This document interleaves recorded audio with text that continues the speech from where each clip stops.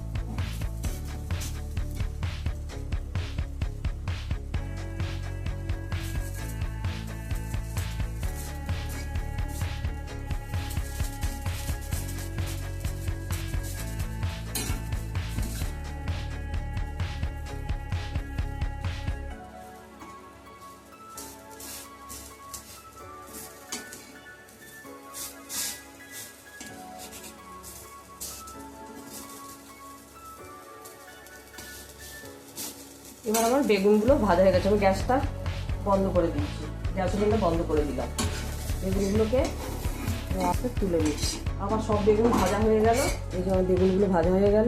এবার আমি বেগুন ভাজা করার জন্য এতে আমি দই নেবো কিছুটা। আমার দই নেওয়া হয়ে গেছে।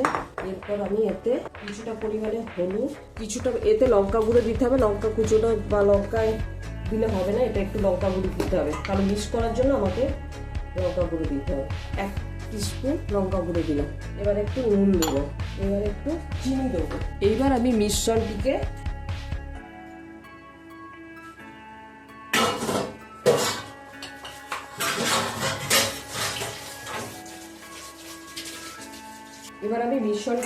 এই করে মিক্স করবো। এবার একটু একটুখানি জল দেবো, ঠান্ডা জলই দেবো একটুখানি। এবার আমার গোলা হয়ে গেছে, আর একটু চিনি লাগবে। জল দিলাম যেহেতু আর একটু চিনিটা লাগবে, আর একটু নুনও লাগবে।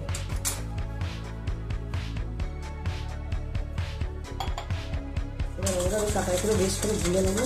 এবার আমি এই নুনটা গ্যাস ওভেনটা জ্বালালাম। গ্যাস ওভেনটা জ্বালিয়ে এবার আমি এই মিশ্রণটা কড়াইয়ে ঢেলে দেবো। একটুখানি হলুদ লাগবে, সামান্য একটু পরিমাণে হলুদ দিয়ে দেবো।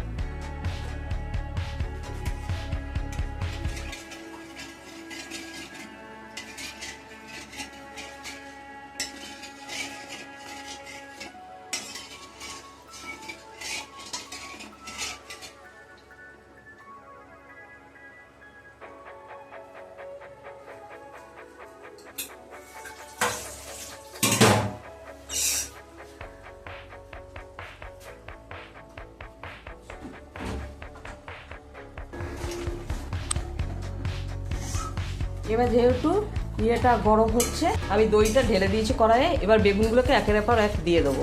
এবার আমি একটা চাপা দেবো। এবার আমি ধনে পাতাগুলোকে ধুয়ে নেবো। ধনে পাতাকে এবার ছুরি দিয়ে আমি কাটবো।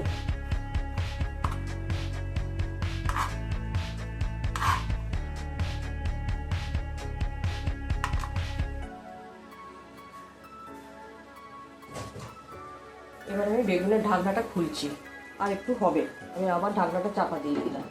হ্যাঁ, এবার আমার দর্শক বন্ধুগণ, আমার বেগুন ভাতটা হয়ে গেছে। এবার আমি ধনে পাতাটা দেবো। গ্যাসটা বন্ধ করি, গ্যাস ওভেনটা বন্ধ করলাম। এবার আমি ধনে পাতাগুলো দিয়ে দেবো। এই দেখুন আমার বেগুন ভাতের রেসিপিটা।